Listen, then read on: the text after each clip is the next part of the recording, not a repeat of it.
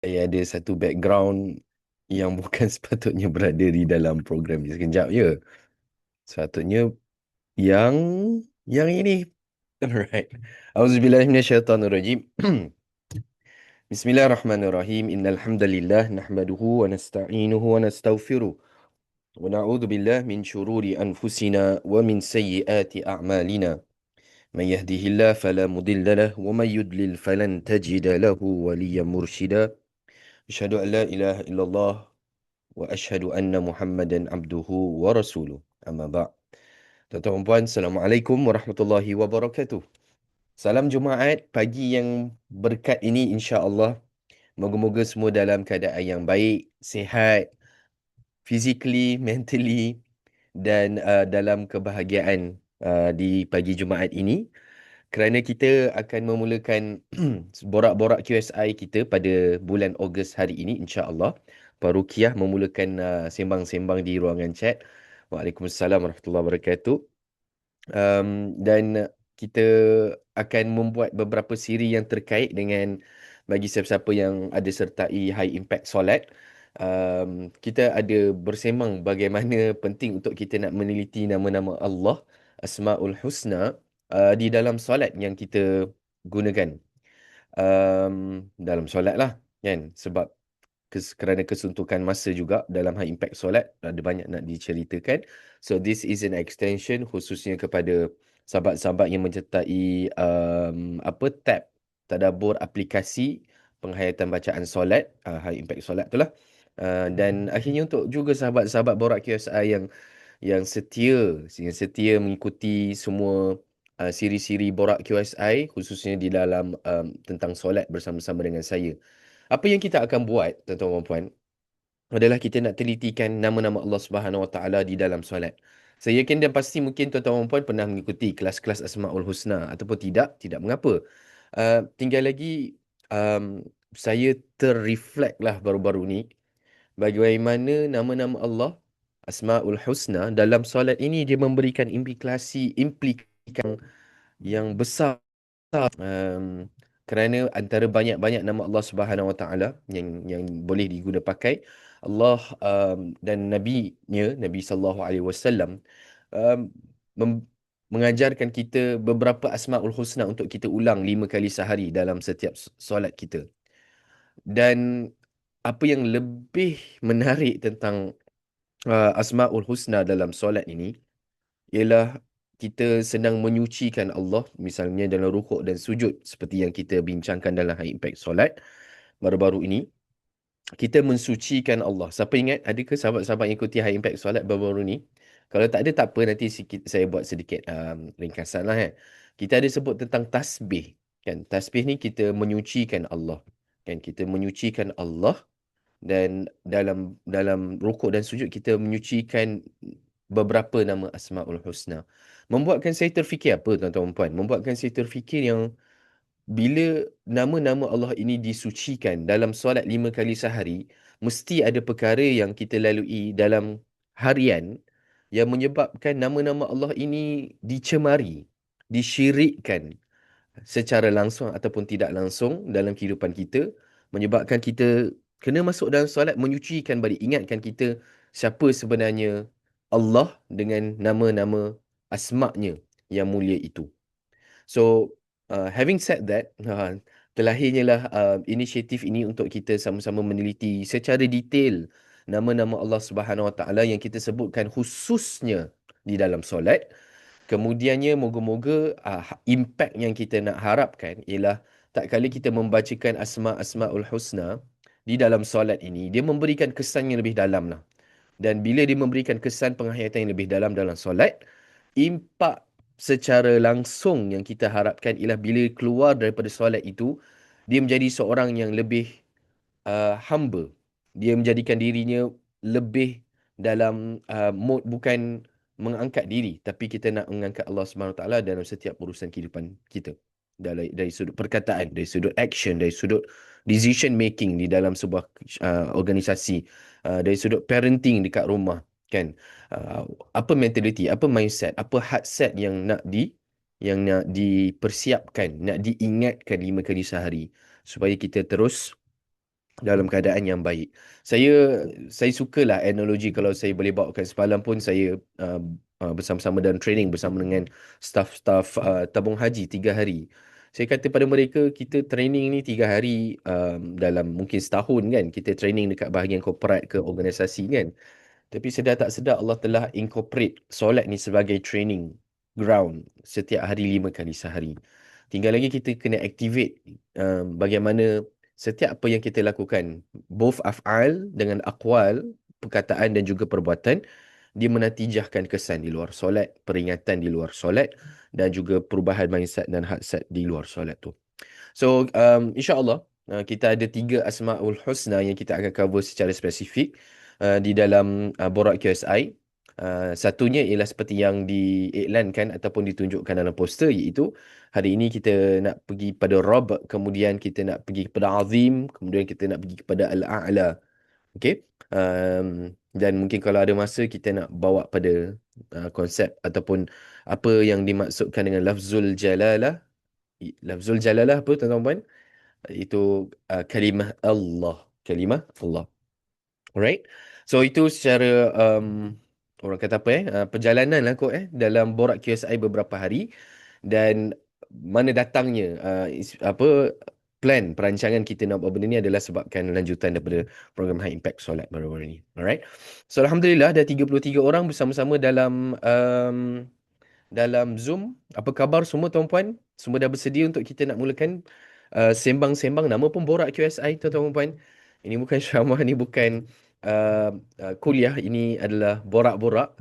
So saya sangat mengharapkan dan juga mengalu-alukan penglibatan, pandangan, penghayatan, reflections dan POV masing-masing dalam kita nak menggali erti Rob itu sendiri, insya-Allah. Alright, Puan Mas Ayu dah ready. Puan Latifah ada bersama, Puan Rukiah ada bersama. Harapnya semua yang lain juga dapat bersama-sama, dan kalau tak free, maksudnya tak boleh nak menulis, dijemput bersama-sama terus mendengar, dan saya akan bacakan chat lah kalau siapa yang tengah drive. Ini jadikan sebagai podcast ataupun radio yang menemani anda semua ketika drive. Saya happy untuk jadi DJ anda pada hari ini. Alright. Dan bagi sahabat-sahabat yang lapang, ayo kita berborak-borak berkaitan dengan makna Rob di dalam solat, di dalam solat. Dan insyaAllah bila kita tengok dari aspek solat, insyaAllah dia akan ada perspektif yang berbeza, uh, berbeza dari sudut kita just nak pelajari nama Rob dalam Asma'ul Husna.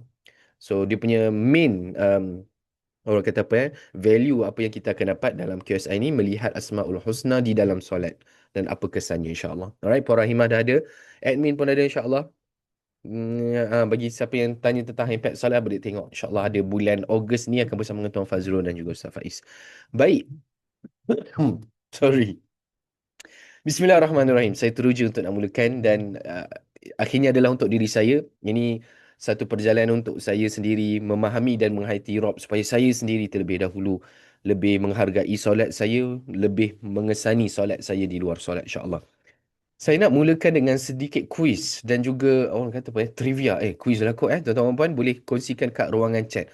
Kalau boleh, sebagai satu renungan, cuba fikirkan tuan-tuan dan puan, um, apakah zikir yang paling banyak disebut dalam satu rakaat solat kita?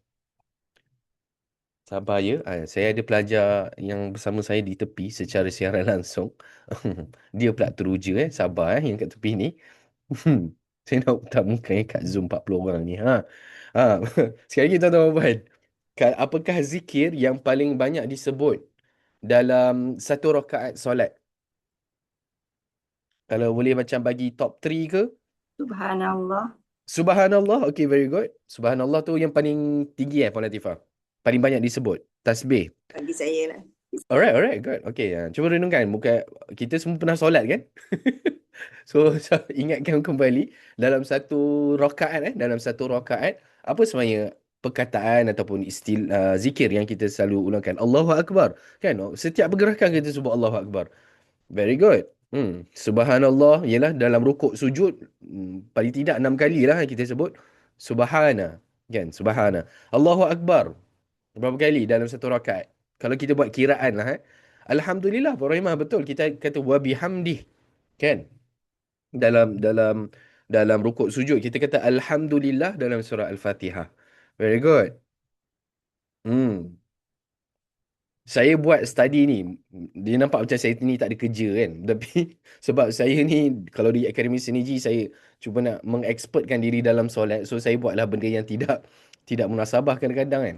Tidak munasabah tu bukanlah bermakna sia-sia benda yang saya buat. Cuma dia ada sudut pandang yang saya pun terkejut bila buat kajian ni. So apa yang saya buat tuan-puan? Saya kira apa perkataan yang paling banyak disebut dalam satu rakaat. Dalam satu rakaat apakah istilah yang paling banyak disebut. Dan surprisingly, tak ada seorang pun betul. Setakat yang kat chat ni. Surprisingly, saya bagi top 4 lah. Top 4, apakah istilah yang paling banyak disebut? Alright.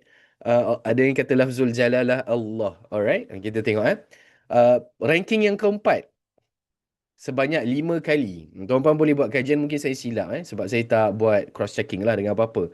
Kiraan saya saja. Yang keempat sebenarnya adalah lafaz Allahu Akbar yang kita baca 5 kali dalam satu rakaat. 5 kali dalam satu rakaat kita baca Allahu Akbar. Itu nombor 4. Maksudnya dia nombor 3, 2, 1 yang lebih banyak daripada Allahu Akbar. Ramai yang jawab Allahu Akbar kan? Kat chat kan? So sebenarnya ada lafaz yang lebih banyak daripada Allahu Akbar. Ya, surprisingly kan. Kita pun tak sedar. Kita mesti Allah Akbar banyak lah kan. Tapi surprisingly, dalam satu rakaat, Allahu Akbar ini diulang 4 kali. Sorry, berapa? 5 kali. Okey. Nombor ketiga adalah tasbih. Yang ketiga adalah tasbih. Subhana. Subhana, kita baca 9 kali dalam satu rakaat. 9 kali. Saya kena check balik macam mana saya dapat 9, mana saya dapat 5 ni. Saya kira ada, saya buat Excel time tu, buat pengiraan. Tapi entah manalah Excel tu, nanti saya cari. Ni saya tulis dekat artikel je ni. Saya buat terus dalam bentuk artikel. Saya share lah artikel ni. Supaya semua orang pun tahu dekat mana saya senang baca. So, lafaz yang keempat adalah takbiratul ihram. Lafaz ketiga adalah 9 kali. Yang kedua apa? Lepas tasbih. Maksudnya ada lagi besar daripada tasbih. Ulangannya. Tahmid. Tahmid. Alhamdulillah tu wa bihamdih. Ataupun ialah apa-apa yang hamd. Ini diulang sebanyak 11 kali dalam satu rakaat. 11 kali dalam satu rakaat. Interesting kan? Dan nombor satu seperti mana yang disebutkan oleh Samsung SMA076B. Rob. Rob. Nama Rob diulang sebanyak 12 kali dalam satu rakaat, tuan-puan. Dalam satu rakaat. 12 kali. Mana yang kita boleh fikirkan? Kita sebut tentang Alhamdulillahi Rabbil Alamin. Kita sebut tentang dalam rukuk kita kata Subhana Rabbiyal A'la. Sorry, Azimi. Dalam sujud kita kata Subhana Rabbiyal A'la. Dalam duduk antara dua sujud kita baca apa? Rabbir Firli. Kan? So berapa tu kalau kita ulang? Ha, lah tuan-puan boleh buat kajian tuan-puan dan cross check dengan saya kalau sudi. Setakat saya kira 12 kali. Kan? Tahmid 11 kali. Mungkin ada salah, mungkin ada salah. But to get the point, katanya banyak pengulangan Rob ni dalam solat. And pengulangan tu kalau kita tidak hayati dan kita just lalukan Rob tu, okay macam tu je lah. Kan? And kita terlepas peluang untuk kita reflect dalam apa makna Rob itu. Kan? Kita akan hilang peluang untuk kita reflect dalam solat apa Rob dalam kehidupan saya di luar solat saya, kan? So itu adalah kenapa saya nak mulakan tadabbur asmaul husna dalam solat, atau apa tah nama tajuk kita punya program ni kan, dengan Rob. Sebab Rob ini dia memberikan pengulangan yang sangat banyak dalam solat kita. And bila kita lebih dalami makna Rob dalam solat, moga-moganya lebih dalamlah penghayatannya and lebih banyaklah actions yang kita bawa di luar solat. Okey, di luar solat itu. So kita nak memulakan dengan kita memahami erti Rob pada sesi yang pertama ni, insya-Allah. Tuan-puan, bila sebut tentang Rob, boleh sembang dengan saya. Apa terjemahan yang biasanya kita pakai untuk membawa erti Rob? Hmm. Tuhan pencipta, pentadbir, Pencipta ada, pentadbir ada, Tuhan ada. berkuasa, Good. Okay. Apa lagi, Puan Latifah? yang berkuasa. Yang berkuasa. Menarik. Terjemahan Quran biasanya dia bagi apa? Kalau dekat terjemahan, dia akan kata, Puan Rahimah kata ada penjaga, pemelihara kan, Tuhan. Ada yang sebut Tuhan. Pencipta, pemilik, pengurus sekalian alam. Huish. Puan Asrima. Banyak tu. Kan?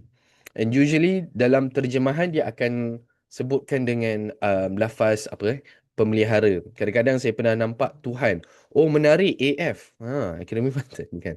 AF mendidik kan. Dia sebab ada perkataan Rob ni dia boleh membawa erti mendidik yang kita akan tengok nanti insya-Allah. So tuan-tuan dan puan, kataan Rob bila kita translate, dia membawa erti dalam terjemahan lah Tuhan. Saya pernah tengok pemelihara, kadang-kadang pentadbir pun ada beberapa kali.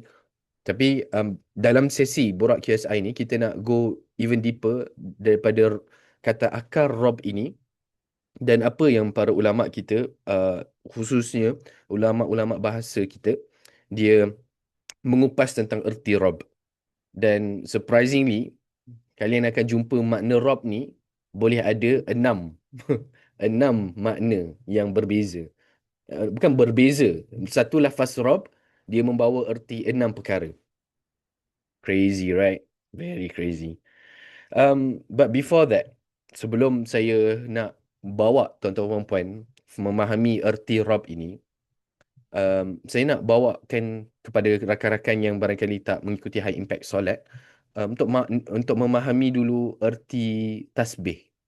Sebab erti tasbih ni dipasangkan dengan Rob ketika kita ulang 3 kali dalam rukuk, 3 kali dalam sujud. Subhana Rabbiya. Subhana Rabbiya. Kan? So kita mensucikan Rob Al-Azim, kita mensucikan Rob yang Al-A'la. So persamaan pada rukuk dan sujud adalah kita mentasbihkan nama Allah, um, Rob itu sendiri. So sebelum saya nak ajak kita menghayati Rob, saya nak ajak kita hayati dulu tasbih ni. Sebab tasbih ni kita ambil mungkin dengan konsep yang uh, dengan shallow meaning lah kan, cetek. Pemaknaan yang cetek tentang tasbih. So kalau saya tanya tuan puan, tasbih itu membawa erti apa? Mensucikan. Betul? Ada terjemahan lain ataupun sudut pandang lain daripada terjemahan tasbih? Mensucikan Allah. So ini satu slide yang saya kongsikan dengan rakan-rakan High Impact Solat, mensucikan Allah dari segala kekurangan. Kekurangan yang macam mana? Okay, so dari sudut bahasa kan, sabbaha dia bermaksud sesuatu yang terapung, yang sedang berenang. Sabbaha ataupun kalau siapa yang belajar bahasa Arab, kita belajar tentang apa? Sibahah. Sibahah ni adalah berenang. Kan kalau saya belajar bahasa Arab dulu, kalau guru saya tanya ma hiwayatuka, saya akan mudah kata uhibbu an umaris sibahah. Kan saya suka beriadah dengan berenang, kan. So apa kaitan berenang dan juga tasbih? Kan sesuatu yang berenang, dia sifatnya, contohnya satu bola, sifatnya akan sentiasa terapung. Tetapi bila ada sesuatu perkara yang menghalang dia untuk terapung, seperti satu daya yang menolak dia ke bawah air, menyebabkan dia tenggelam, maka dia tidak lagi bersifat sibahah, tidak lagi bersifat suci ataupun dalam keadaan yang berenang ataupun terapung. So itu yang kita namakan sebagai istilah kata lawan kepada tasbih, iaitu apa? Syirik. Kan? Syirik. So, ini adalah contoh bola, kan? So, sifat bola tu terapung. Tapi apa yang menyebabkan dia tak terapung? Mesti ada external force ataupun satu daya luar yang menyebabkan dia tak terapung. Maka itulah syirik. Sebab keadaan asalnya adalah terapung. Boleh faham tak tuan-puan? Orang sains cuba nak bawa konsep sains dalam kita nak memaknai Al-Quran bahasa Arab. Minta maaf tuan-puan.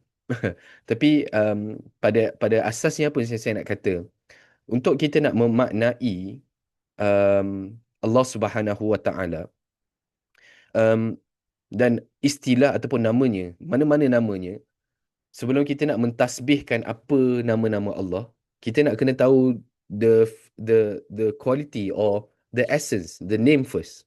Apa yang dimaksudkan dengan Rabb? Barulah kita tahu apa yang akan menyebabkan tercalar ataupun tercemarnya nama Allah SWT. Yang selayaknya namanya adalah Rabb. Ciri-cirinya begini, sifat-sifatnya begini. Kan hak-hak Allah adalah sebegini.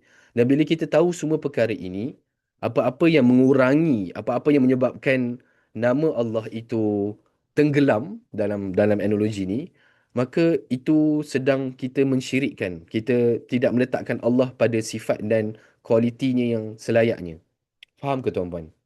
So, bila kita sebut Subhana Rabbiya, sebelum kita nak mensucikan Rabb kita, maka kita kena tahulah properties apa yang sebenarnya Allah ni dengan namanya Rabb itu. Dan bila kita dah tahu Rabb itu bagaimana, barulah kita jelas the opposite. Guru saya selalu kata, juara.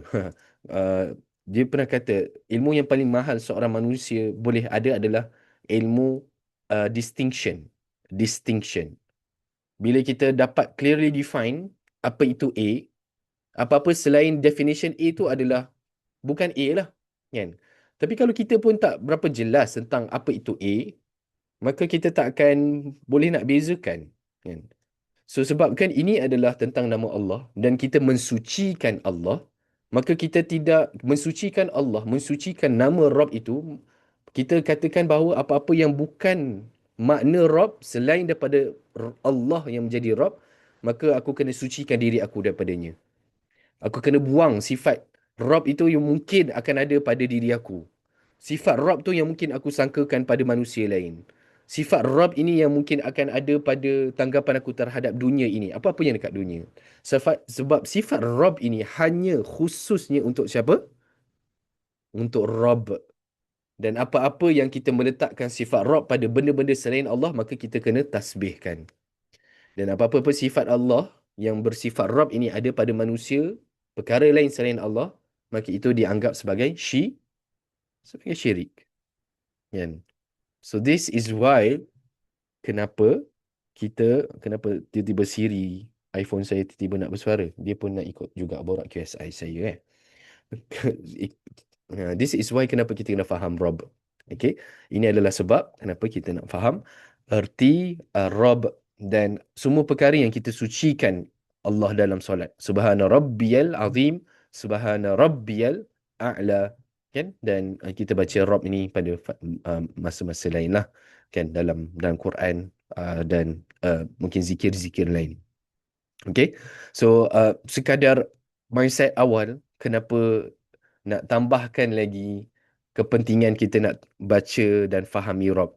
Yang pertama, kenapa dia penting sebab ini adalah lafaz yang paling banyak kita sebut dalam solat kita. Betul? Yang kedua adalah untuk kita nak mensucikan Allah yang namanya Rob, maka kita kena tahu Rob itu. Supaya kita boleh distingkan, kita boleh bezakan Allah ini dengan sifatnya Rabb dengan perkara lain yang tak boleh ada sifat Rabb ni sebab kita mensucikannya. Alright. So dapat ke tuan-puan message yang kedua kenapa Rabb ni penting untuk kita dalami dan juga nama-nama Allah yang lain lah lepas ni. Jelas ke? Ada apa-apa soalan? Kekeliruan, kekaburan yang saya boleh bantu jelaskan sebelum saya bergerak kepada aspek yang ketiga kenapa Rabb ini penting. Alhamdulillah sangat jelas. Alhamdulillah, oh, lega. Dia macam falsafah sikit lah kot minta maaf lah tapi harapnya sampai poinnya itu. Kenapa Rob ini penting? Kenapa Azim dalam solat ni penting? Kenapa Al-A'la ni sangat penting dalam solat? Baik, kalau sampai, Barakallahu fikum. Kalau tak sampai, saya sentiasa terbuka untuk apa-apa penjelasan insyaAllah. Kenapa? Reason yang ketiga, kenapa Rob ni penting? Sebab kenapa? Very quickly sebelum kita tengok nama-nama, apa makna Rob ni. Kenapa Rob ni penting adalah sebab nama Rob ini adalah nama yang pertama yang Allah kenalkan dirinya kepada Nabi sallallahu alaihi wasallam, kepada Nabi Musa alaihi salam. Misalnya ayat pertama yang diturunkan kepada Nabi sallallahu alaihi wasallam surah Al-Alaq ila apa sebenarnya? Iqra bismi rabbikal ladzi khalaq. Allah kenalkan dirinya dengan sifat Rabb. yang menciptakan, kan. Rabb, dia tidak, um, Allah tak kenalkan dengan lafaz Allah sebagai permulaan. Ada beza ke Ustaz? Kan mestilah ada beza kan. Boleh je Allah nak kata Iqra bismillahi al-khalaq. Contoh. Kan. Dan benda yang sama yang Allah kenalkan Nabi Musa alaihissalam. Uh, dalam dekat tak kala Allah, Nabi Musa alaihissalam naik ke gua, ke bukit, ke gunung tu, dan Allah kenalkan diri sebagai Rabb, kan. Uh, Adalah ayatnya tu kan. Saya pun dah lupa kan. Boleh tengok dalam surah Taha tu. Okay. So, Allah kenalkan dengan Rabb. Kan. Dan kalau siapa ikuti Ustaz Hazrizal misalnya, dia kupas kenapa Rabb ni penting. Kan. Sebelum kita kenalkan Allah, sebab Allah namanya, dia lebih bersifat otoritatif. Kita kena ikut, kita kena patuh, kita kena um, hanya ambil perundangan, kecintaan, ketaatan pada Allah. Sebelum aspek itu, Allah kenalkan dengan sifat Rabb yang bersifat lebih santun. Jazakallahu khairan Samsung SME 076B. Inni ana rabbuka fakhla'na alaik. Innaka bilwadil muqaddasi tuwa. Kan kat situ terjemah dia Tuhanmu, kan. So apa beza dengan Allah? Allah pun ataupun ilah membawa maksud Tuhan juga.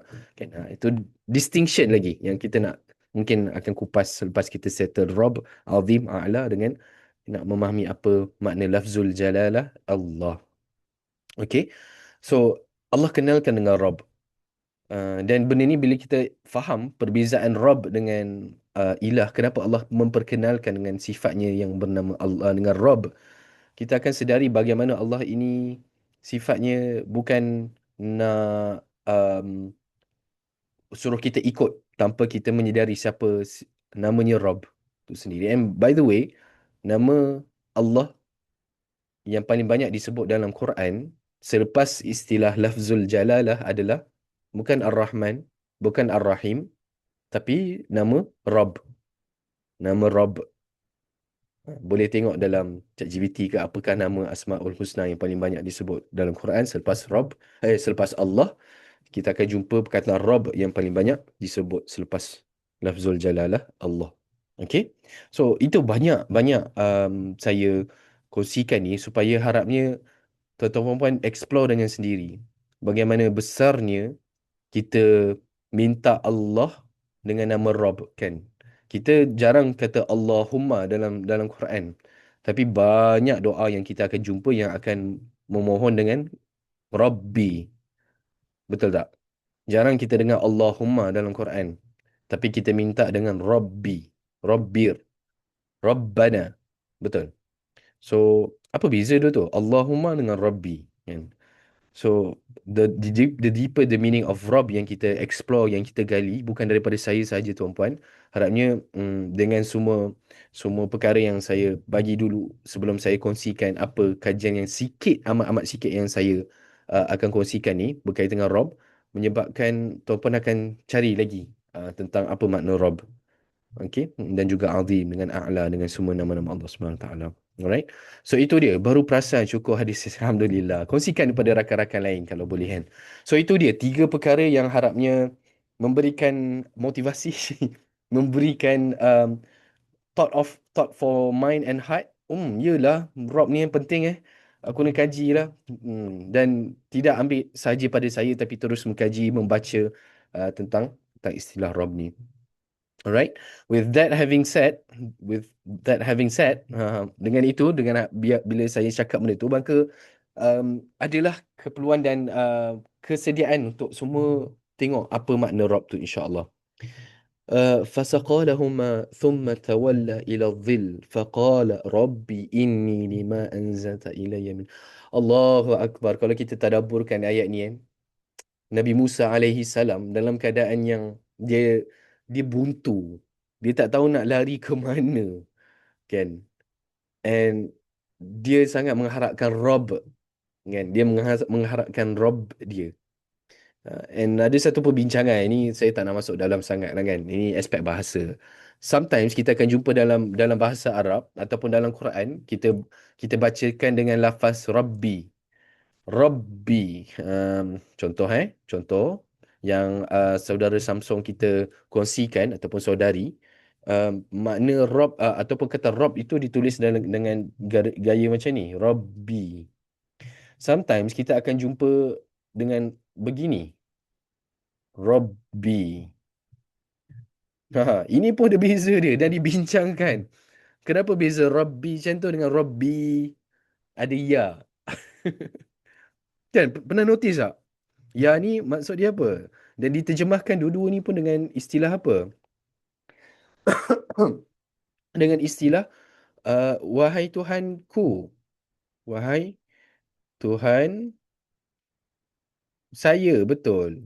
Kan? Ya ni adalah dhamir kepada ana. Kan? Kita belajar bahasa Arab simple itu kan. Tapi when it comes to macam yang dikongsikan oleh sahabat Samsung, kan? Which is saya terima kasih banyak sebab bantu kongsikan ayat-ayat tentang Rob ini kan. Dia tak ada ya kat situ. Bagaimana tu? Dia dibincangkan oleh para ulama. Ringkasnya saya kongsikan lah sebab dah terbawa ke sini kan. Robby dengan Robby tanpa ya tu, nak kata ni desperate-nya seseorang dalam nak berdoa dan mohon betul-betul Tuhan aku ni sampaikan ya tu dibuang. Robby, dia ada macam ada harakat dua kan. So dia seolah-olah taking time, taking taking time kot untuk betul-betul minta pada Allah. Tapi Robby, dia seolah-olahnya ada desperation, ada permohonan yang nak ya Allah kan. So bayangkan keadaan Nabi Musa alaihissalam, nak digambarkan benda tu dari sudut body language ke rupa ke, kita tak boleh, tapi itulah bahasa Arab. Bila tak adanya huruf ataupun kekurangan huruf, maka dia menggambarkan desperation ataupun dia menggambarkan apa uh, kedesakan. Ya Allah, aku sangat-sangat perlukan kan. There you go, macam desak cara hormat, nak sangat, exactly. So you see, um, perkataan Rob. Dan bila kita tengok nanti definisi Rob ni, moga-moga Tuan Puan pun akan revisit balik kan doa-doa sebegini, dan it gives a different flavor lah. It gives us a different flavor macam mana kita nak menghayati doa-doa yang kita bacakan, insya-Allah. Dan ini adalah khusus untuk kita nak tengok tentang inilah makna Rob dalam solat. Alright. So jom kita lalui sama-sama apa pengertian Rob dari kajian-kajian yang saya sempat buat untuk kita sama-sama hayati. Makna Rob yang pertama, tuan-puan, dia ada 6 makna. Dia ada 6 makna. Believe it or not, ada 6 makna. Satu, makna Rob ni adalah sifatnya adalah Rob Tuhan, ataupun Rob kita bersifatnya adalah dengan sifat Murabbi. Murabbi. Apa maksud Murabbi? Adalah seseorang ataupun entiti atau Tuhan, yakni Allah Subhanahu Wa Taala, yang sifatnya memelihara, yang sifatnya menumbuhkan, sifatnya yang sentiasa menjaga, seperti mana seorang pekebun dia memelihara biji benih sehinggalah mencapai ke tahap sebuah pokok kan. So itu murabbi yang kita terjemahkan dengan ringkas adalah sebagai pemelihara lah pemelihara. Ataupun kalau dalam bahasa Al-Gharib Al-Asfahani, dia kata ataupun sorry, bukan Imam Raghib Al-Asfahani, dalam bahasa Imam Baydawi dia kata Rob ini, murabbi ini adalah sesuatu yang kita buat sesuatu dengan sampailah sempurnaannya sedikit kan. Sebab tu perkataan tarbiyah ini di asosiasikan dengan tumbuhan, diasosiasikan dengan um, seorang ibu yang menjaga anak ketika dia melahirkan. Dia Rabbal Bait kan, Rabbal Bait, seorang yang menjaga rumah kan daripada apa-apa ancaman.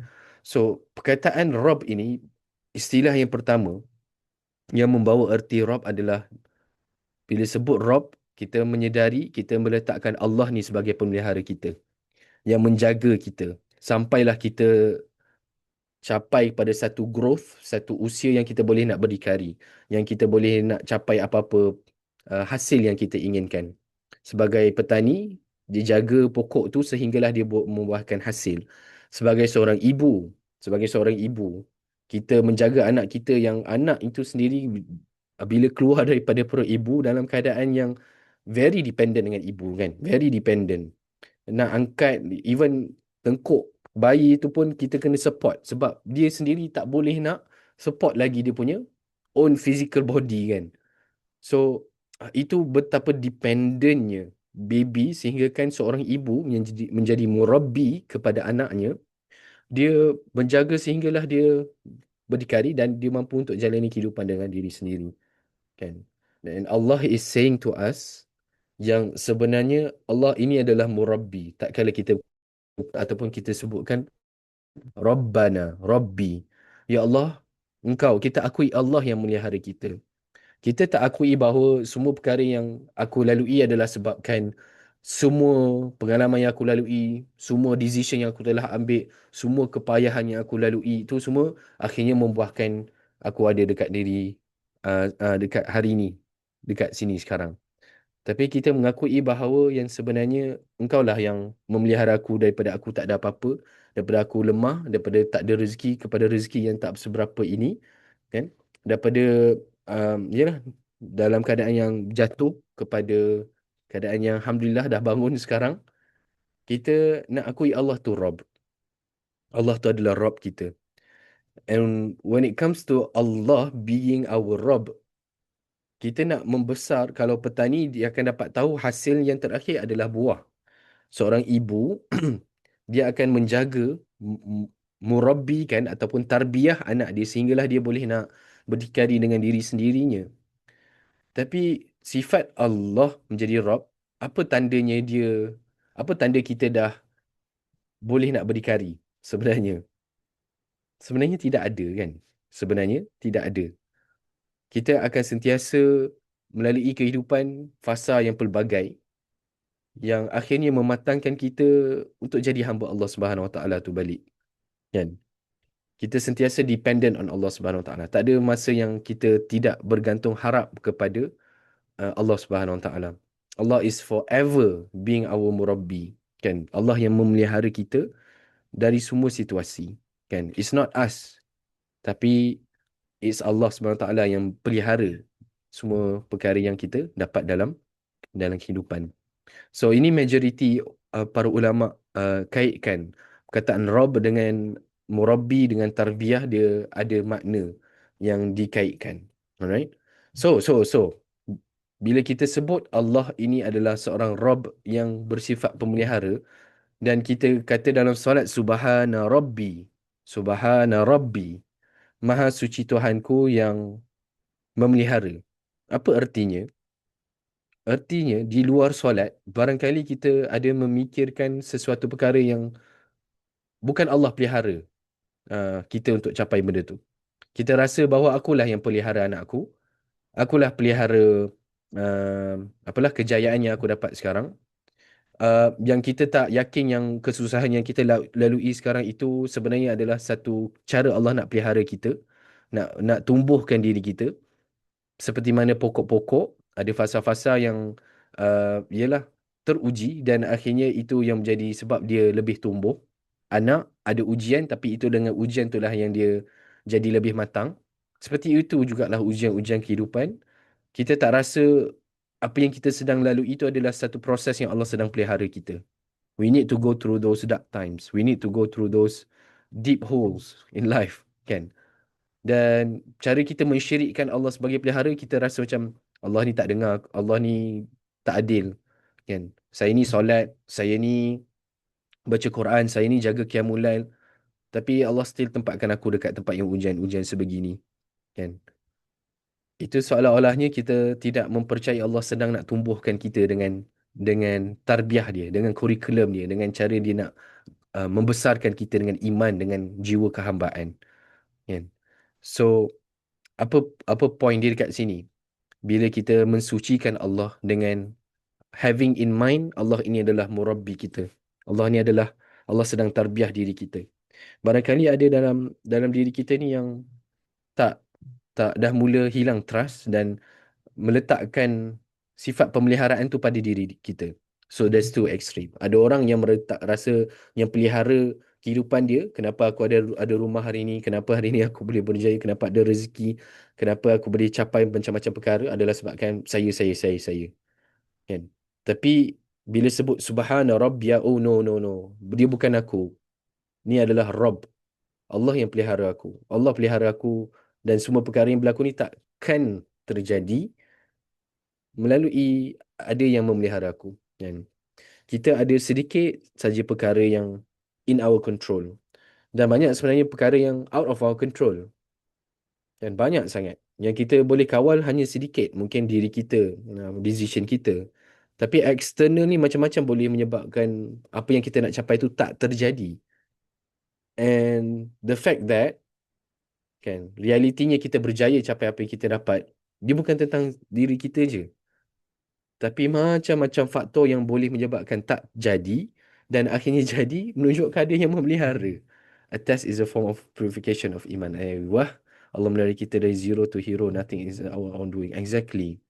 And we are reminding ourselves and purifying ourselves every time dalam solat, hakikat ini. Yang Allah yang memelihara. Dalam keadaan kita rasa bongkak dengan diri, takabur dengan diri, dengan kejayaan, dan tak kala kita dalam keadaan yang rasa putus asa, dalam keadaan yang kita tak memahami ujian yang Allah berikan. Allah is our Rabb. Kan? Allah is our Rabb. Kan? And Allah adalah Rabb saya dan Rabb itu adalah Rabb bagi setiap seorang dalam Zoom kita pada ni 60 orang. Kan? Sebab tu kadang-kadang kita baca dengan Rabbi dan kadang-kadang kita sebut dengan Rabbana. Rabbi menunjukkan satu kedekatan, kan? Satu intimate moment yang kau lah pemelihara aku, kan? Kan? Dan pemelihara ni sifatnya akan sentiasa menjaga, kan? Sebagai seorang ibu, sebagai seorang ayah, macam mana kita didik anak kita. Ada masa-masa kita tegur tu dalam keadaan sebenarnya kita tak nak anak kita berjaya ke? Kita marah tu menunjukkan kita ni tak suka anak kita ke? Bukan, kan? Begitulah Allah nak mengajarkan kita dalam kehidupan, kan? Ada fasa-fasa kita melalui perkara-perkara dalam kehidupan, akhirnya untuk tumbuhkan kita. Fuyo. Hmm. Alright. Kawan-kawan saya dekat Zikra ke tentang kita ke, dia sukalah bahasa-bahasa macam ni. Untuk nak lebih mendapat healing dengan sifat Rob, boleh ke sana. Tapi nak katanya betul lah, kan? Which is Rob itu dengan sifatnya sangat lembutkan, sangat menjaga, sangat caring dan menjaga. Even though kita sedang dalam keadaan yang susah, dalam keadaan yang teruji. Begitu. Alright. So ini makna pertama daripada Rob. Kan? Daripada Rob. Itu bila kita sebut Allah ini Rob kita, Allah ini pemelihara kita. Alright. Masya Allah Puan Sayu. Silakan, silakan. Baru satu ni, ada lagi 5. Boleh ke semua? Ada siapa-siapa terlintas nak apa reflection tentang makna Rob sebagai pemelihara? Nak tambah apa-apa? Hmm. Itu tentang Rob sebagai pemelihara. Kita ada lagi 5 ni. Alright. Kemudian bila kita sebut Allah sebagai Rob, sekejap, apa ni? Tak ada yang auto sebenarnya. Betul lah tu? Semua Rob. Wah, cantik. Alright. So, yang kedua adalah Allah bila sebut tentang Allah tu Rob kita, bermakna juga Allah ini adalah Malik. Malik. So, Malik membawa erti apa? Owner. Kan? Dia adalah bila sebut Allah tu Rob kita, bermakna Allah itu adalah owner. Oops. Okay, owner. Kalau owner dalam bahasa Melayu apa? Owner. Dia adalah Milik. pemilik. Yes, pemilik. There you go. Thank you semua. Pemilik. Kan? Bila sebut Allah tu memiliki kita, bila Allah kata Allah memiliki, apa jua perkara yang ada dengan diri kita, kita akan sedar tak yang sebenarnya aku tak ada apa-apa kepemilikan uh, mutlak kepada apa yang aku capai hari ini, kan? Kita takkan rasa bahawa semua benda yang ada dekat sekeliling kita, kalau tengok masing-masing lah, tengok kiri kanan, semua apa yang ada dekat sekeliling kita ni bukan milik aku, tapi itu semua adalah milik Allah, kan? Sebab Allah peliharakan satu. Dan akhirnya sebabkan Allah pelihara tu, contohnya kita ada rakan kongsi lah, kan? Dan kita buat sikit je usaha tu. Tapi banyak portion, banyak usaha, banyak yalah benda yang rakan kongsi kita lebih banyak buat, maka itu adalah banyaknya adalah hak milik dia lah. And Rob kita, dia dah lah ciptakan kita.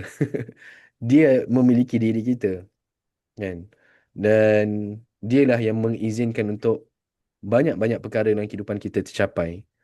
So, safe to say ialah sebenarnya tak ada apa-apa pun milik kita, kan. Semuanya adalah milik Allah Subhanahu wa Ta'ala. What happens is, bila kita dalam kehidupan, kita mudah rasa semua ni adalah milik kita, kan. And kita tak rasa adanya hak yang bahawa setiap apa yang kita miliki itu akan kembali pada Allah dalam rupa yang kita akan dipertanggungjawabkan. Adakah semua perkara ini akhirnya membawa kita lebih dekat dengan Allah, kan? Dengan segala apa yang kita rancang nak capai, nak miliki ni, adakah benda tu hanyalah satu liability ataupun satu asset untuk Allah?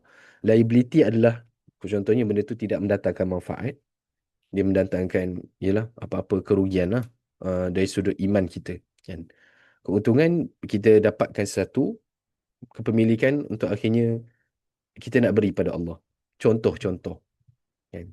Ada orang beli kereta dan dia sangat sayang kereta ni, sampaikan kalau ada cala sikit pun dia rasa macam annoyed dengan perkara tu. Ada yang sebab kereta tu digunakan untuk uh, pergi ke masjid ke, untuk digunakan untuk apa-apa perkara yang berfaedah, dia lebih seronok kalau kereta itu cala ataupun romok apa, yalah, apa-apa terjadi pada kereta tu lah. Sebab apa dia tahu dia guna kereta ni, dia rosak tu adalah di jalan Allah. Dia pergi masjid, kan?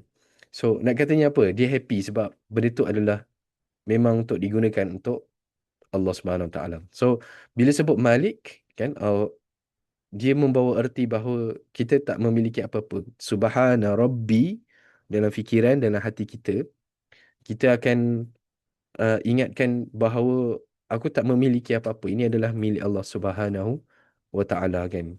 Dan kita bersihkan diri kita balik. Bersihkan yalah, kepemilikan yang kita rasa dalam diri kita pada sesuatu, tapi sepenuhnya kepada Allah Subhanahu wa Ta'ala.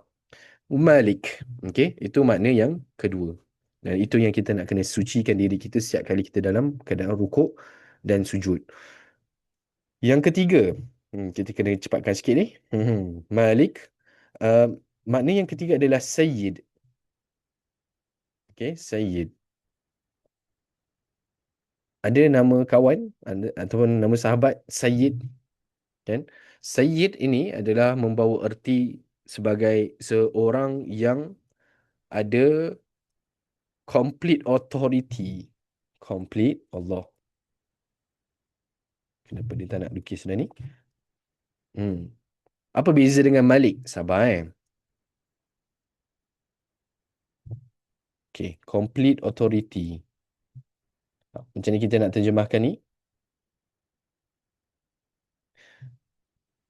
Pemilik. Ada orang yang memiliki sesuatu, kan? Tapi still, contoh kita memiliki rumah, kan? Tapi rumah kita ni, kita still kena bayar, yalah, cukai ke. Kita still nak kena bayar bulanan ke, walaupun sewa, contoh, kan? So, kita tak ada kepemilikan 100%. Tapi bila sebut seorang yang Sayyid, complete Kuasa, authority. kuasa penuh. Kuasa yang penuh. There you go. Thank you, Puan Latifah. Kuasa yang penuh. Kuasa yang penuh. Sayyid. So, lafaznya yang mutlak. Ambil. Mutlak. Cantik, cantik. kuasa yang mutlak, kan. Ada orang yang boleh memiliki sesuatu tapi still kena ada perkara yang dia kena buat, kan. Ada orang boleh miliki syarikat tapi still kena yalah, kena kena bayar apa-apalah tentang syarikat tu, kan. Cukai dan sebagainya, kan. HDN kerja ke apa sebagainya, kan. So tak ada perkara dalam dunia yang kita miliki sepenuhnya, kan. Tapi bila Allah ni Malik, dia owner dan dia juga Sayyid, bermakna dia miliki sesuatu dan dia ada kuasa yang mutlak sepenuhnya terhadap sesuatu, kan. Sometimes in life kita tak dapat nak kawal sesuatu perkara, kan. Kejadian kita tak boleh nak kawal anak-anak kita sepenuhnya. Kita tak boleh nak kawal event-event yang bakal akan berlaku. But when the time yang kita merayu pada Allah Rabb, kan, bila kita sebut Allah ni adalah Rabb kita, kita sedang sandarkan tawakal kita. Ya Allah, Engkau ni adalah Malik kepada apa yang akan terjadi. Ya Allah, Kau ni adalah Rabb yang Sayyid wal Malik wal Murabbi kepada anak-anak aku. I can do so little things untuk nak pastikan anak aku ni dalam keadaan jalan yang lurus, sentiasa dalam keadaan ketaatan. Tapi Engkau ni Rabb. Saya ni Rabb yang kecil sahaja, kan. Tak mampu nak kawal, tak boleh nak buat sepenuhnya terhadap anak-anak kita, contoh, kan. So dekat situlah sifat seorang hamba tu datang, kan, yang kita letakkan kuasa mutlak yang penuh kepemilikan kepada Allah Subhanahu Wa Taala. Dan Allah ni lah yang akan membimbing anak kita. Allah ni lah akan menjaga kita supaya apa yang akan berlaku ini berada dalam jagaan Allah, kan. Kalau dia adalah satu perkara yang tidak diingini, walaupun kita lalui, di dalam jagaan Allah, di dalam pemeliharaan Allah, sebab Allah ada complete authority.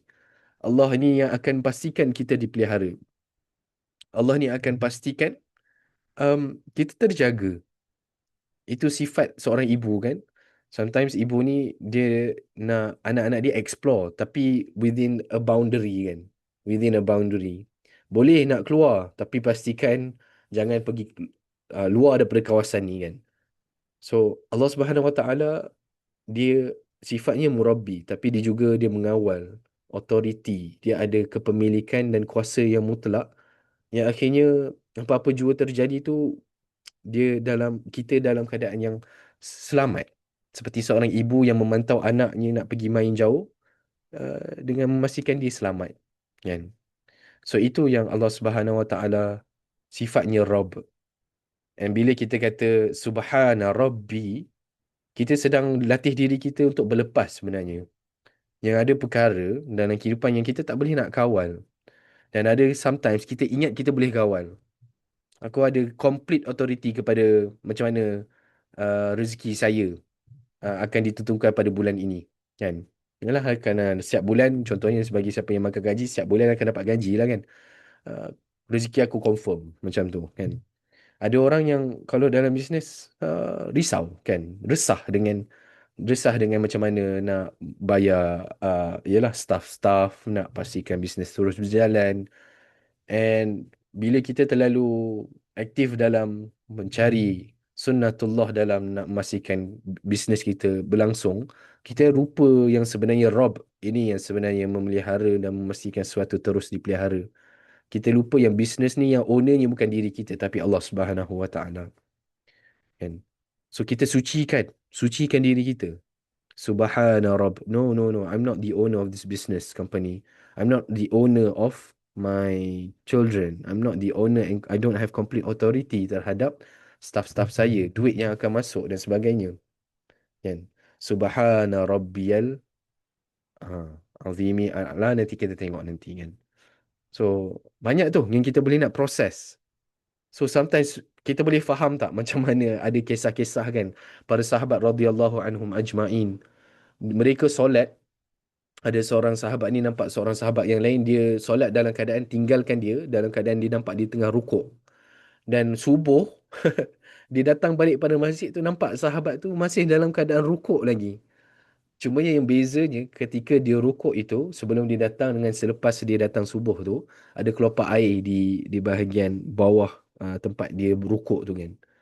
It shows that para sahabat ni ketika dia rukuk, they take time lah. They take time untuk nak appreciate Siapa Rob dia. They take time to reflect juga apa yang berlaku dalam kehidupan yang mungkin menyebabkan diri dia tak mengakui Allah tu Rob. Yang kadang-kadang dia meletakkan dirinya Rob. Sebab tu dia bersihkan. Dia bersihkan diri mereka daripada mensyirikkan Allah yang bersifat Rob dengan meletakkan dirinya sebagai Rob mungkin. Meletakkan dirinya sebagai Murabbi, Malik, Was-Sayyid. Hmm. Alright. Tuan-tuan dan puan, semua masih bersama? Okey ke semua? Ke semua tengah macam, uish, refleksi. Okey. Okey, alright. Masih Hmm. Sebelum saya pergi lagi tiga ni, ada apa-apa refleksi? Ada apa-apa perkara yang terlintas dalam fikiran tuan puan? Semua okey? Ada ni khusyuk dengar. Okey, okey, okey. Alhamdulillah. Banyak kan boleh refleksi. Mana satu Ustaz nak refleksi. Nak sebut Rob sekali tapi yang keluar 6 kali dalam fikiran. Payahlah kan. Uh, Practice kan. Tapi kita kita ambil tahu. Kita tahu yang makna Rob ni dia bukan sekadar pemelihara. Tapi encompasses, dia merangkumi keenam-enam perkara yang kita sedang nak lihat ni. Nak solat tu sendiri tu pun Rob juga izinkan. Allah. Benar-benar sekali. Alright, jom kita tengok lagi tiga. Selepas Murabbi Malik wa Sayyid, Allah Subhanahu wa Ta'ala juga bersifat dengan sifatnya ataupun namanya yang Mun'im. Apa dia tuan-puan? Mun'im. Kenapa ni? Mun'im. Mun'im ini adalah seseorang yang gifts. Dia tidak berikan dengan um, dengan memberi secara paksa kan. Allah dengan sifat makna Rabb ni dengan Mun'im ni, dia memberi sesuatu tu berupa hadiah kan, berupa hadiah yang Allah tak tak memerlukan diri kita, dia tak perlukan kita dan kita sudah tentunya memerlukan dia. Tapi dia beri dalam keadaan yang datang kepada kita berupa hadiah kan, Al-Mun'im. So, seseorang itu merasakan bahawa dia dapat sesuatu tu sebabkan dirinya kan, usaha dia. Tapi Allah memberi itu dalam keadaan hadiah. Um, we don't deserve it, tapi Allah bagi. Kan? Kita tak layak dapat, tapi Allah tetap nak berikan kepada kita berupa hadiah. Kan? Tidak ada apa-apa yang kita boleh rasa dalam kehidupan sebabkan itu adalah sepenuhnya kita punya usaha, kita punya planning, kita punya late night sleeps kita kan. Sebab kita nak buat sesuatu. Dan disebabkan anak yang soleh yang kita dapat, kejayaan dalam bisnes yang kita raih, kenaikan pangkat yang kita dapat, kan. Semua itu adalah mun'im, adalah sifat Allah yang Rabb itu yang memberi dengan hadiah, kan. Kita tak rasa perkara itu diri kita, tapi itu adalah hadiah daripada Allah Subhanahu wa Ta'ala, kan. Kita tak layak dapat, tapi Allah bagi, kan. Kita tak layak untuk terima apa-apa, tapi Allah tetap bagi. Dan itu adalah Rabb kita, kan. Itu adalah Rabb kita. Macam sangat murah hati, sangat betul. Macam murah hati. Bagi soal agak lebih khusyuk bergantung kepada Allah dalam segala urusan good. Okay, kita rasa Allah berkuasa atas segala-galanya dalam kehidupan kita. So, kuasa lain tak dapat tandingi kuasa Allah walaupun kuasa besar sekalipun. Ayuh. Kita rasa sangat bernilai hadiah tersebut pada orang lain itu hanya pemberian kecil. Ustaz, Kan? Yup. Mun'im tu adakah boleh kita katakan pengurnia? Pengurnia, satu perkataan yang boleh nak diringkaskan. Give, dia pengurnia. Dia macam Al-Wahhab. Al-Wahhab ni kan macam yang sentiasa memberi kan. Sentiasa Ya. memberi. Dia begitu juga. Mun'im, dia berasal kata na'ama, nikmat. Kan? Orang yang sentiasa memberi nikmat kan. Orang yang sentiasa, apa tadi istilah Puan Latifah? Pemberi Apa? Pengurnia, kurnia. Pengurnia kan. Pengurnia. Kan? Itulah cabaran saya ni. Saya lebih macam Suka English punya vocab. Kalau even kan, kalau translation bahasa Quran, bahasa Melayu dengan bahasa Inggeris, Ya, susah. saya suka bahasa Inggeris. Dia lebih Accurate. pandai. Bukan nak kata accurate pun, dia juga entahlah.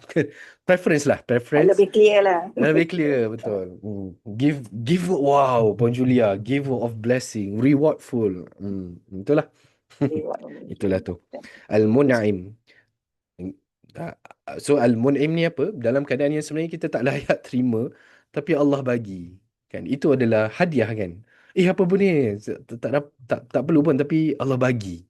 Kan? Allah bagi kita. Kan?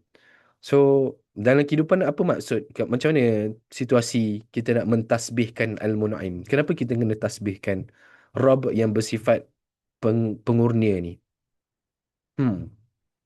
Sebab kita rasa itulah diri kita layak untuk dapat sesuatu kan? Tapi sebenarnya itu adalah sebenarnya anugerah, satu hadiah daripada Allah. So, subhana Rabb, subhana Rabb. Engkau lah beri hadiah ini pada aku. Ya Allah, engkau lah yang yang berikan. Dia bukan sebab salah saya. Contoh dalam aspek yang mungkin ujian kan. Apa yang aku buat yang sebabkan ni kau bagi benda ni kat aku kan. Tapi ingat subhana Rabb, Allah nak bagi hadiah kan. Allah nak bagi hadiah waiting for us at the end of the tunnel tu kan.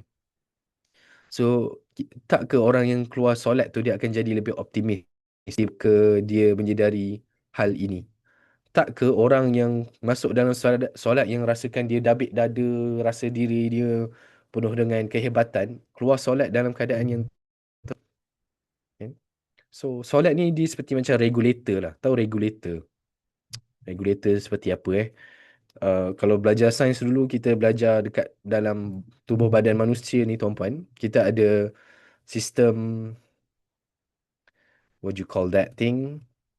Kalau yang saya ingat macam contoh, dia akan bagi suhu badan kalau kita naik, badan kita Allah ciptakan supaya dia operate supaya suhu badan kita turun. Kalau suhu kita sangat sejuk, ciptakan badan kita supaya dia dapat pelihara haba dalam badan.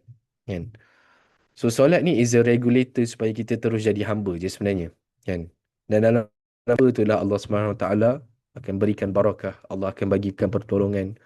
Tapi kalau kita tak dapat nak proseskan semua ini, ya Allah, 9.30 dah. Sorry, 9.32 Banyak kita punya refleksi hari ni nak katanya ialah kalau kita tak proseskan semua perkara ini dari sudut kefahaman, kemudian dia bawa pada penghayatan, dan output dia tidak akan membawa pada sifat hamba. Kan? Sebab tu besar sebenarnya perjuangan solat ni. Kan? Besar tuan-puan. So, tuan-tuan puan-puan lah yang akan menjadi ejen-ejen untuk um, kembalikan nilai solat dalam kehidupan. Ustaz Muzuza dalam sesi high impact solat baru-baru ini dikongsikan satu benda yang besar lah. Yang saya macam wow. Dikongsikan ada seorang sahabat Nabi radhiyallahu anhu. Dia sebutkan, saya tak ingat siapa. Dia kata salah satu ilmu yang pertama kali akan ditarik daripada manusia adalah ilmu khusyuk dalam solat. Saya tu macam wow. Sebab nak katanya sebab solat ni adalah tiang kehidupan, tiang agama. Dan bila kita ilmu khusyuk ni ditarik daripada diri kita, maka maka yalah foundation agama tu roboh. Dan kita nak kena bangunkan balik ilmu kekhusyukan, bangunkan balik tiang solat tu supaya kita sama-sama um, perbaiki apa yang masalah-masalah yang kita nampaklah pada umat kita hari ini. Alright. Dan last kali, 2, 4, last kali, ya ke last kali? Ada lagi ada lagi 2 sebenarnya. Tuan-puan nak explore sendiri boleh sebab masa pun sudah tamat. Saya tak nak ambil masa lebih daripada masa-masa tuan-tuan puan. Itu apa? Al-Mun'im lagi 2, yang kelima adalah Al-Qayyim. Al-Qayyim.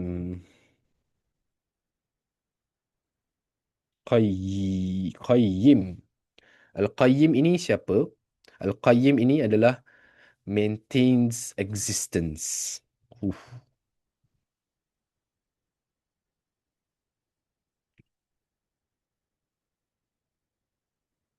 itu cara yang saya belajar, saya dengar. Al-Qayyim adalah orang-orang, ialah Tuhan, Rob kita yang memastikan semua boleh kan, semua existence, real existence kan. Dia memelihara, dia memastikan kewujudan itu tetap berlaku kan. So macam sifatnya Rob itu jugalah kan yang memelihara. Macam tu juga dengan Al-Qayyim ni, sifatnya macam kalau kita boleh bayangkan seorang um, bayi yang masih dalam kandungan ibunya. Kalaulah contohnya umbilical cord tu terputus kan, maka anak tu mungkin dah tak boleh nak hidup. Sebab itu ada sifat Qayyim bagi bayi itu adalah daripada ialah uri, ataupun ialah daripada ibu tu sendiri.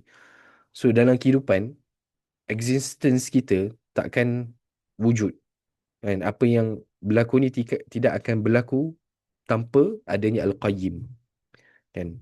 So menyebut Allah ni Rabb dengan sifat, dengan makna Qayyim tu membawa erti yang sebenarnya Rabb ini yang memastikan semua ni dapat berlaku lah. Apa-apa yang aku buat ni dia tak akan terjadi tanpa Qayyim ni, tanpa Qayyim ataupun tanpa Rabb ini yang memastikan benda tu terus terus ada. Dan akhir sekali adalah apa tuan-puan? Adalah Mursyid. Ada nama kawan Mursyid. Mursyid ni adalah istilahnya seorang yang memandu kan, memandu, menunjukkan jalan, guide, menunjukkan jalan ataupun apa, guide. Lebih kurang so tu Mursyid Allah ni dekat mim waw dah ni. Okay, mim wow juga. Kenapa raw saya macam wow? Sebab nak habis sesi dah. Sorry, ya. Okay. Mur... Wah, Mursyid. Alright, Mursyid. Seseorang yang menunjukkan jalan. Seorang yang guide seseorang. Mentor. Sebagai dialah yang menunjukkan jalan apa yang patut kita ambil. Kan. So dia bukan sekadar pelihara, tapi dia memastikan kalau macam tumbuhan tu, dia pastikan bagaimana pucuk sebagai biji yang pertama kali keluar tu, macam mana dia nak cari jalan supaya akhirnya dia keluar daripada tanah dan tetap terus mencari jalan untuk tumbuh ke atas. Kan. Itu sifat Allah yang mursyid kan. Rabb, bersifat Rabb yang mursyid itu. Sentiasa menunjukkan jalan mana yang sepatutnya kita ambil. Kita menyeru Rabb kan, dengan harapan Allah tunjukkan kita jalan yang betul. Kalau kita nak ambil balik ayat yang sahabat Samsung kita kongsikan tentang Nabi Musa alaihissalam kan, uh, apa macam mana ayat dia tadi? Hmm, ha, fasaqalahuma thumma tawalla ila dhil faqala rabbi inni lima anzalta ilayya min khairin faqir. Kan? Istilah Rabb yang dia buntu nak pergi mana kot. Tengah-tengah padang pasir, tak pernah keluar Egypt selama dia membesar. Sekali Allah menunjukkan dia jalan untuk akhirnya berjumpa dengan dua orang perempuan Madian dan akhirnya dibesarkan dan kahwin dan sebagainya. Itu adalah proses macam mana Allah sedang mentarbiah Nabi Musa alaihi salam. Semuanya akhirnya untuk dia menggalas tanggungjawab Nabi berjumpa dengan Fir'aun menghadap Bani Israel. Dan kita takkan sangka yang semua perkara yang Nabi Musa alaihissalam lalui itu adalah was a preparation, was a apa cara macam mana Allah nak melatih Nabi Musa alaihissalam berdepan dengan tanggungjawab, dengan yalah semua perkara yang dia lalui dalam kehidupan. So begitu juga dengan kita tuan-puan kan. Rob itu sangat dekat, sifatnya sangat menjaga, yang nak memberi, yang memastikan kita ni terjaga kan. Itu adalah Rob kita kan. Dan kita tak nak sifat-sifat ini ada pada diri kita, pada orang lain, pada perkara yang kita asosiasikan dengan orang lain. Sebab tu dalam solat kita bersihkan betul-betul agar kita tidak syirikkan apa-apa sesiapa-siapa dengan Allah yang bersifat Rabb. So tuan-tuan dan puan, begitulah perkara yang saya boleh kongsikan berkaitan dengan erti Rabb. Wallahu a'lam bisawab. Jazakallah khairan katsira. Ush, saya rasa tak pernah rasa berat macam ni berkongsi. Bahasa lah kot bahasa kita tengok satu persatu dan ada banyak lah benda-benda yang yalah, bahasa lah kot I'm not the best. I'm not the best in Arabic. Saya belajar bahasa Arab tuan-puan di Kuwait dan masih pun belajar. Ada orang yang lebih layak untuk kongsikan perkara ini. Saya rasa tuan-tuan puan-puan mengenalilah orang-orang yang boleh nak mengupas dari sudut bahasa, dari sudut akidah tentang erti Rob. Harap-harapnya apa yang saya berjaya buat bukanlah nak menggambarkan sepenuhnya, tapi it sparks the interest and curiosity untuk nak lebih memahami Rob. That is my intention daripada awal untuk sesi QSI pada hari ini dan juga 2 bulan ke depan bila kita tengok sama-sama erti azim dan juga al-a'la insya-Allah. Maka dengan itu tuan-puan, harapnya dapat sesuatu daripada sesi hari ini. Oh, panjang ni ada kawan-kawan kongsi. Uh, Sahabat Samsung, ثم قال وهل تدري ما رفع العلم قال قلت لا أدري. Ni hadis kan ni? Tahukah kamu maksud? Ini hadisnya. Bukan bertanya, tahukah kamu ilmu yang pertama akan diangkat? Syaddad menjawab, aku tidak tahu. Jubair menjawab, khusyuk hingga hampir saja kamu tidak akan melihat orang yang khusyuk. Allah, terima kasih kongsi Samsung. Oh ya ke? Oh, saya punya PA punya orang dekat tepi ni.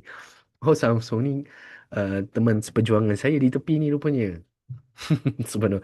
Main bola dengan kalimah Rabb ni. Alhamdulillah. Alhamdulillah. Sebab buat saya Puan Zari Sofia kongsi melihat kepada proses kejadian manusia daripada nutfah kepada darah beku, kepada daging, dari tulang, dibalut daging dan Allah bentukkan kita. Betul? Seandainya Allah biarkan kita dalam bentuk asal, we will look like alien. Allah bersifat Rabb sejak daripada awal ciptaan kita. Thank you for reminding us, Puan Zari Sofia. Alhamdulillah, Alhamdulillah, Alhamdulillah. Terima kasih. Assalamualaikum warahmatullahi wabarakatuh, Ustaz. Waalaikumsalam Apa khabar? warahmatullahi. I just want to Alhamdulillah. say something. Sure, sure, sure. Saya rasa subhanallah, subhanallah. Saya rasa kan kita mengajar anak-anak kita solat tapi we never go into the depth. I think you Oh tengok peringkat ya, umur, right? yeah, Like yeah, for sure. today's lesson is like an opening. Instead of just saying solat and all, we could give them an activity that kau pergi cari berapa how many words that we use that is repeated. And as the age level up, we can go Hmm. like macam you break up into the meaning of it. Like when we make them do the activity, dia Hmm. akan understand or they will exploit. They will be like mind blown. Like, ya Allah, For we sure, prayed for and we sure. didn't even understand it. Subhanallah. The lesson today Yeah. is Subhanallah. And you know what? Is on the first Jum'ah of Rabiul Awal. Sallu ala Nabi. Oh, Thank you, Allahumma Subhanallah. salli Thank ala you so much. Muhammad. Terima kasih Oh, Ustaz. yeah. Saya amat terharu dan saya sangat bersyukur Alhamdulillah. kepada Allah. Terima kasih sangat. Barakallah Assalamualaikum fiik. warahmatullahi. Waalaikumsalam. Looking forward, Puan Syahidah, to see your activities and your efforts untuk bumikan solat ni pada anak-anak. And yes, Yeah, yeah. it's a stepping steps lah kan. Mhm. Nak sumbat semua untuk anak-anak kita terima pun tak boleh. For sure kita nak kena ajar mereka khusyuk dari sudut fizikal dulu, which is the rukun qauli, rukun fi'li and everything. That's khusyuk secara fizikal. But we can't stop just there sebab pendidikan agama kita, silibus kita ajar tentang khusyuk fizikal. Tapi dia tak ajar macam mana nak khusyuk secara jiwa, hati. Which way more important lah. Khusyuk fizikal sepatutnya membawa pada khusyuk hati. Tapi bila kita terhenti sekadar itu, maka semuanya hanya menjadi pergerakan tanpa jiwa, tanpa hati. So it's a lifelong journey for everyone, not just kids, but for us kan. Untuk kita dan terus Naam. diremind-kan. What Right? I understand is anak-anak Yeah. sekarang they like to internalize. Kan orang sekarang, budak-budak sekarang they want to reason out everything. So like Yeah, yeah. today's lesson like makes a lot of sense. I don't know about anyone else, but it didn't cross my mind until today. I was like, ya Allah, Hmm. aku sebenarnya macam I pun never take note like berapa ke apa ke. It's an interesting thing, but thank you again, Yeah. Ustaz. Terima kasih banyak. Barakallah fikum, barakallah fikum. Alhamdulillah, thank you for that feedback. It makes me happy to hear and hopefully everyone felt that impact also. Untuk again, let's explore more on our solat. Macam mana kita delve deep. Alhamdulillah sekarang kita ada tadabbur Quran. Everyone is deep, going deep into the Quranic meaning, the words. Uh, Quran, yes, everyone baca Quran. Tapi tak, for sure, solat ni adalah pillar. Semua orang akan buat. Who's doing that? Siapa nak tadabbur solat? Dan kalianlah semua insya-Allah. sama-sama kita buatlah sama insya-Allah. Jazakumullah khairan katsira. Subhanakallahumma wa bihamdik asyhadu an la ilaha illa anta astaghfiruka wa atubu ilaik. Bismillahirrahmanirrahim. Wal 'asri innal insana lafi khusr. Illal amanu wa amilus solihat wa tawassaw bil haqq wa tawassaw bis sabr. Ada recording mungkin kena tanya admin Puan Bibi Jan. Assalamualaikum semua, Jumaat Mubarak. Jangan lupa sunnah-sunnah hari Jumaat sama-sama kita. Assalamualaikum. Waalaikumsalam warahmatullahi wabarakatuh. Take care.